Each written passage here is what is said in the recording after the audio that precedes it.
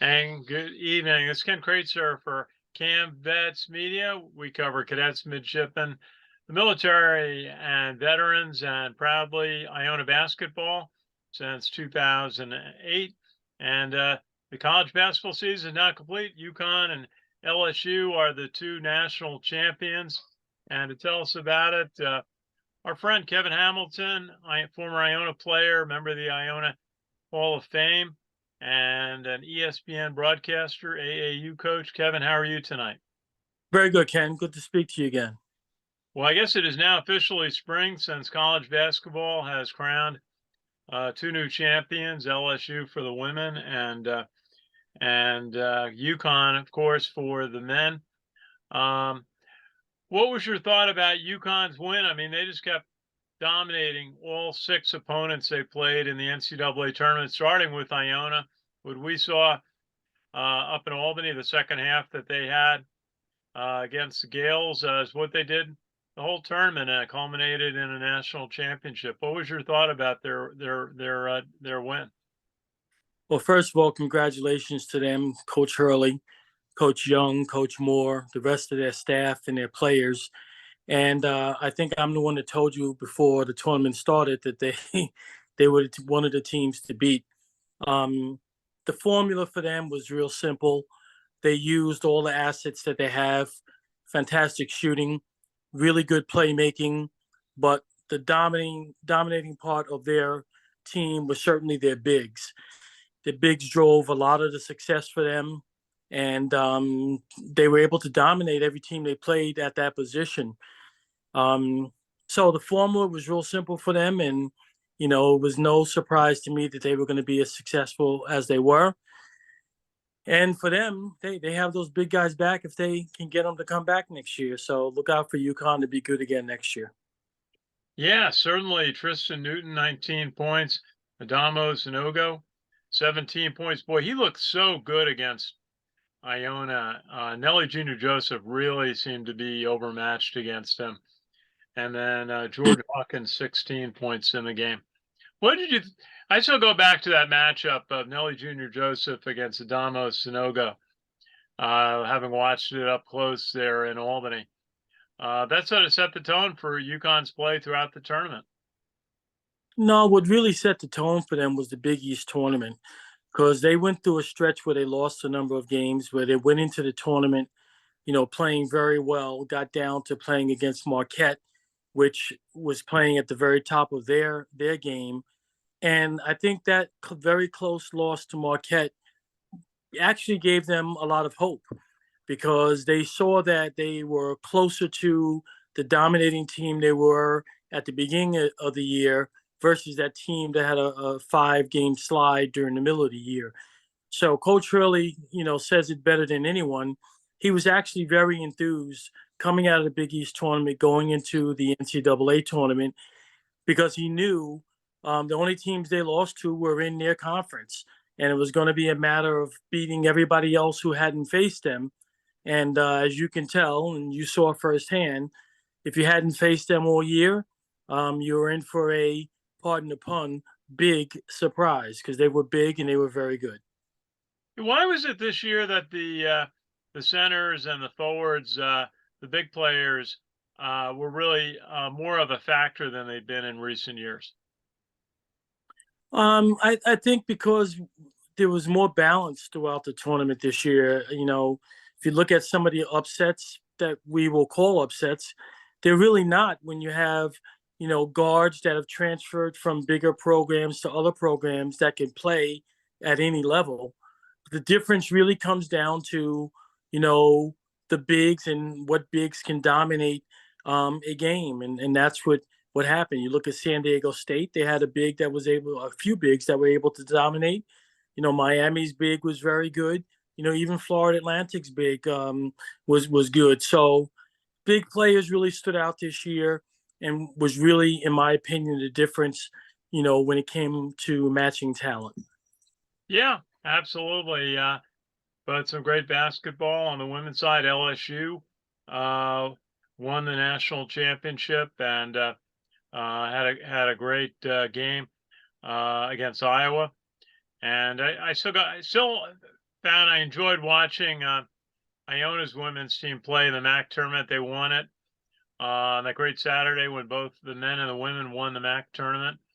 And one note that Kate McGarr got, who had a tremendous game in the championship game at the MAC tournament, went down to the NCAA three-point shooting contest, and she won the women's bracket, and then she defeated the winner of the male bracket, three-point shooting. What a great night that must have been for her. Yeah, congratulations to her. Congratulations to Coach Billy Chambers as well for a fantastic year. Yeah, that young lady can really shoot the ball. You know, I remember how she stood out against Siena, making those 5 threes in a row. You know, although Iona didn't play great against Duke, was a little overmatched. You know, she and others had the opportunity to show what they were made of. So she's one 3-point shooter that I would say I would hold my money and not bet against to make shots. So I was very happy to see that for her. Congratulations. And it was really nice talking with her when she mentioned that in her career path, she had played at Merrimack for 4 years, graduated, and then came to Iona. But it wasn't just to play basketball; it was to get a master's degree in education, so that she could begin a career teaching children with special needs. And it was great to see that she had she had a great basketball career, and then she's got her professional career all lined up. Yeah, that's very nice to see. And just listening to her interviews, you can tell she's a very special young lady. And anyone who, you know, aspires to work in that field definitely has the heart of gold. So proud of her as an alumnus, and wish nothing but the best for her and her future.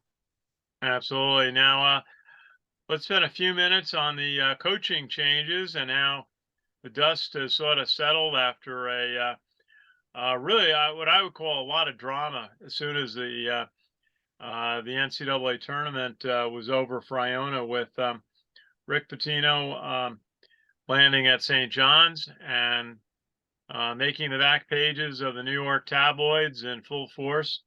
What do you think? How is that going for Rick Pitino, do you think, so far at St. John's? How's it going?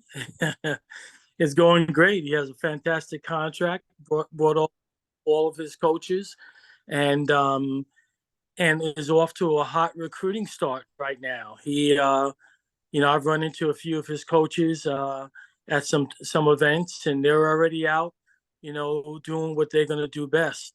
You know, right now they're the hot program nationally. You know, Coach Pitino, what he's selling and what he has to offer these young men to come play in New York is just a wonderful opportunity for him and all the other coaches. You know, I spent time with Coach Masiello up in Albany watching some championship basketball, and man, he was working hard, and it was like 2 days later. So they're off and running. They're going to do a great job. They're going to get great players. Watch out for the Big East. Yeah, yeah. You know, I think it was very telling when they put up UConn's schedule that they had lost a number of games in the Big East season, but they were undefeated in non-conference games for the year. And it spoke well to how competitive the Big East has been and how strong. Now, Tobin Anderson, introduced at Iona, has had a week under his belt to make the move from Fairleigh Dickinson and get started. I guess the question at Iona is how many of the players are going to stay. It was published that Walter Clayton was deciding between Florida and St. John's, and you know, I'm sure Dennis Jenkins would get interest, and then there's Nelly Jr. Joseph. Any thoughts on players that may stay at Iona, and how Tobin Anderson will look at recruiting with maybe very much a new team? Well, yeah, my thoughts are he's going to have to recruit pretty much an entirely new team. I think as of today, there was I may be wrong off by one. There was at least 5 players that entered the transfer portal, key players, um, and certainly losing Walter and Nelly, uh, along with Cruz Davis is in the portal, Yeah. uh, and others. Um, it's unfortunate. Tobin's a good coach, really knows what he's doing, and to come into the MAC conference and be able to coach what would have been a very talented returning Iona team would have been fantastic. But like any good coach, he's going to have to, not worry about it. Go get other players. The transfer portal is full of rich, athletic players out there, and maybe he'll get some. Um, and if he doesn't, he does a good job anyway of recruiting his type of athletes to come in and play his system. So he'll do a good job, and he'll recruit players that want to be at Iona, and that's you know the players you want to have there anyway. Okay, and also a couple of other schools. My alma mater, Providence College, Ed Cooley left to go to Georgetown, signed what is, I understand, to be a very lucrative contract to Georgetown. And then Kim English came in, a young coach from George Mason. And the people up in Providence seem pretty pleased with Kim English taking over as head coach for the Friars. Well, Coach Cooley, good friend, very nice guy. I've known him a long, long time, and very deserving of the contract and the move to Georgetown. I know I had to be very emotional because he loved Providence, did some great things at Providence. Um, but you coach to be able to put yourself in a position for what you would consider the ultimate job. So good luck to him, and he'll do very well. Kim, I know very little. Um, Very capable. Will do a really good job. Comes in with a ton of enthusiasm. Him and the new ladies coach at Providence, and both of them are going to hit the ground running. Providence is an institution with a very rich and strong tradition, both men's and women's. And like all of the schools that have to go recruit and find players, they'll do a very good job at doing it. Well, certainly it's been a very successful period for Providence with the number of NCAA tournament appearances they've had, and also the games they won last year in the tournament.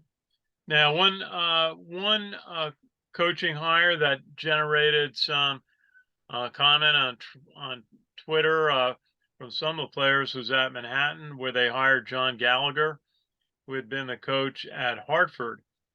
Took Hartford to the NCAA tournament in 2021 over the interim coach Rasheen Stores, who appeared to be very popular with the players, and the team played well given the circumstances of Steve Masiello leaving just before the season started. What did you think of the coaching hire at Manhattan?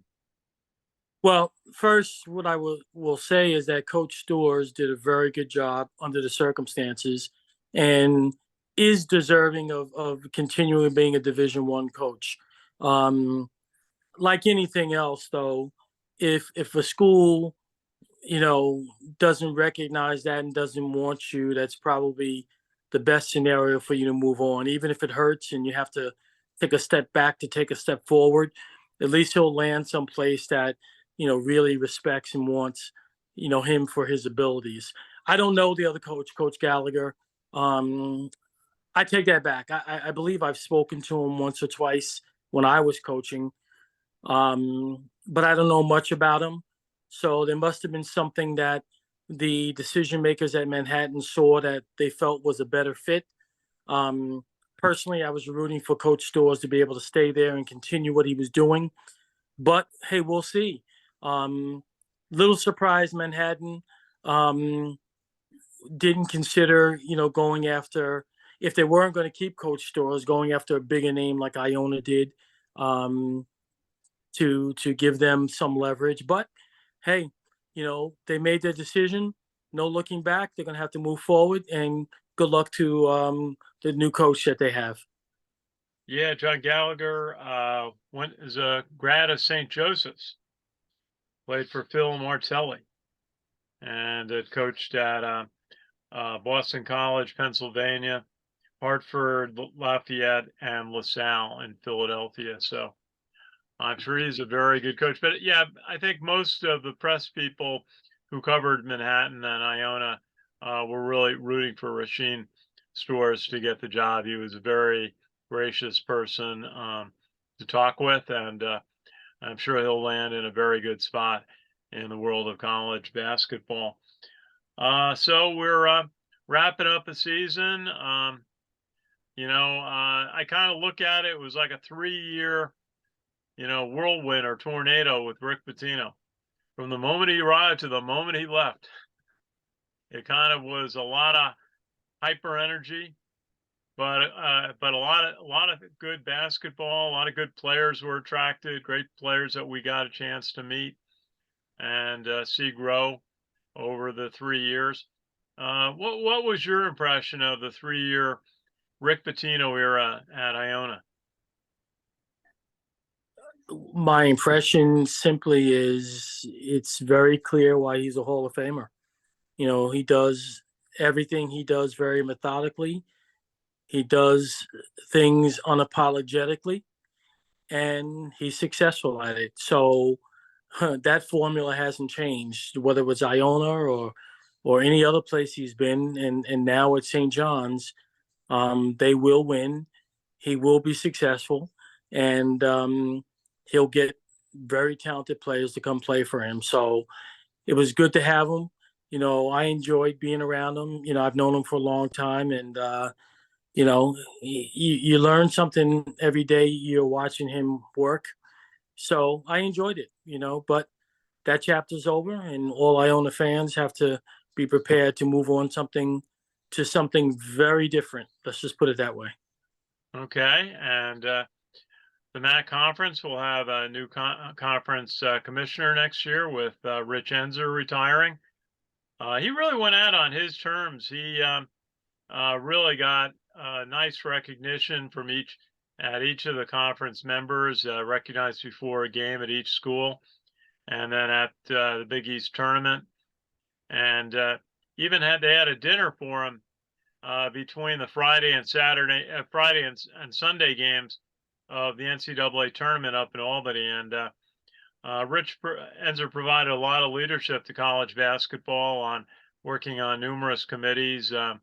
He got international basketball opportunities in Ireland and England set up for tournaments, and then brought the NCAA tournaments to Albany on multiple occasions, and then also to Buffalo, and also NCAA hockey tournaments to Buffalo. So could be a new era, new commissioner coming in, but it was good to work with Rich. I knew him his entire tenure because I remember I was doing some work on their golf tournament when he came aboard. So what is your thought about Rich Enzer? He certainly had a notable career in college basketball for the MAC. Very nice guy, and deserves all the recognition that he got. Deserves the opportunity to go retire in peace, although you'll probably see him sitting in the stands at these games anyway. But, just a quick story. I didn't really know him until I was honored to be in the MAC honor roll at the Hall of Fame. And actually, when I came up for the presentation of my jersey, along with other jerseys at the Hall of Fame, the first time I met him, he said, you're a little taller than I thought you were. So, it was a long time ago that I guess he had the opportunity to see me play. But it was just nice chit-chatting with him. And, he seemed like a very respectable guy. So congratulations to him as well. Absolutely. Must have been a thrill for you to have your jersey recognized at the Naismith Basketball Hall of Fame. It must have been a great occasion for you. No, it was awesome. It was awesome to have my family there and friends. And over the years, a lot of my former players went up and saw it and said, is that really your jersey? And the answer is yes. Well, I'll have to make a special trip up there and take a look at that and get a photo. Now, I think what we're recognizing, and Coach Pitino talked about a lot, is how much basketball has changed in the past 2 years with the ruling, the court case that created the name, image, and likeness opportunities for players, and now the transfer portal, which I'm trying to remember why it was exactly started. It sort of started during COVID, and now it seems to be a fixture. But it means that players can transfer without having to wait out any time. And so, how do you see basketball adopting to these two major new aspects of how the sport is run? It's the evolution of the game. A lot like a lot of the rules. When I played, there was no 3-point line, and a year later there was a 3-point line, and that's become a staple of the game. I think a lot of it started with many years of very, very talented players, watching coaches be able to recruit them come to a school. A coach can leave and not have to sit a year to coach at another institution. So why not the same thing for the players? A coach could get a Nike contract or an Adidas contract or, a food contract. Why not the players? So a lot of that was conversation over the years. And I think the balance, became something that they had to do. Otherwise, many players was souring, quite frankly, on the college basketball game and was looking to go other places. You have players that decided to go play in Australia versus going to college to give themselves a chance to make money and to develop at a faster rate than college. You had players that wanted to transfer to other places to play, but couldn't do it without having to sit. So what did they do? They transferred to a school, maybe in a different level, for a few months, and then transfer to Division I school after that, and try to bypass the rules. So I think the NCAA, was smart in looking at what it would take to sustain this great game that we all love, and expect more changes. I don't think this is the end of the evolution of college basketball. Well, it's going to change, and we will look forward to following it. Looking forward to next year. We have a baseball season, and then we have a college football season before basketball will pick up the beginning of October. There's going to be a lot of news on where players decide to go, what opportunities they can generate for themselves, and what players come to Iona. It's really creating a lively off season. We used to sort of look at like what freshman recruits a team might have, or what attracting a transfer or two. But now it's going to be all spring and summer. Who's going where, and Yeah, it'll be very exciting. Um, I think some of the losers in this are not very, not the top high school players or prep school players, but the mid-level players that going to the right schools and developing can become top players in college. Those players are the ones that get hurt a little bit with this transfer portal thing. But many schools have to figure it out how to, use the transfer portal to their advantage, but then leverage organic growth from freshmen and sophomores to sustain their programs. And that's a happy balance that schools are going to have to figure out.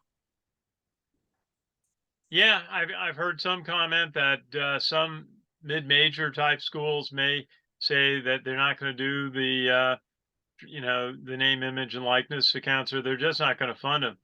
I mean, I'm a Providence alumni, and I got a promotion from them this week saying, would I donate to their family NIL account? So it's going to change, and restructuring, realignment. We'll see if this deal goes through for USC and UCLA to join the Big Ten, and then other moves. I was reading something about how nice it would be if you could get back to really, and how the core of the Big East, that was the point, where the fans can go on the road to see games because so many of the schools are relatively close by, from, from Providence, used to be Boston College, but Providence and UConn and St. John's and Seton Hall and, Villanova, then down to Georgetown. You could drive to those games, and how nice that is. And part of what built the Big East into what it is, those rivalries. And some of the things that were built on TV contracts really, and financial offers may not be as good for those schools as some thought. USC, it's a big deal when you're an athlete at USC, I guess, or UCLA, and you got to fly to, as they were saying, you got to make the Rutgers, Maryland road trip. Yeah, that's right. Well, we'll see how it shakes out, but it's all money driven. It's all TV revenues and contracts, and that's why you root for Florida Atlantic. And how good that was to see a school like that. New name, San Diego State, doing well. Princeton winning a game. Fairleigh Dickinson winning a game. Pulling a big upset. And that's what's fun about the NCAA tournament. The upsets do happen every year. And but then we got a chance to see UConn, a school from not far away, win the national title. And there was some talk in one of the articles I was reading about how they had to kind of forsake football in order to win in basketball. Leaving the America Conference, coming back to the Big East, which doesn't have a football league, but that being a key for the success of basketball was being in the Big East, and hopefully they'll find an opportunity in football. We saw them up at Army, but it's good to see them do well. Their 5th national title in a relatively small number of years. So that was fun to see last night. So Kevin, any final thoughts as we close off our season? I really enjoyed it. Enjoyed having these discussions.